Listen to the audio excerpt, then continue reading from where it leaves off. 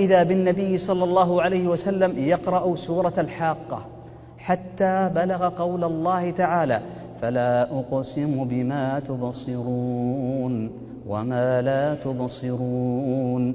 فأعجب ذلك عمر بن الخطاب رضي الله عنه، فقال: هو شاعر. فقرأ النبي صلى الله عليه وسلم حينئذ الآية التي تليها: إنه لقول رسول كريم وما هو بقول شاعر قليلا ما تؤمنون. يقول: فقلت في نفسي كاهن. فقرأ النبي صلى الله عليه وسلم الآية التي تليها: ولا بقول كاهن قليلا ما تذكرون. يقول عمر رضي الله عنه: فوقع الإسلام في قلبي. فلا أقاسم بما تبصرون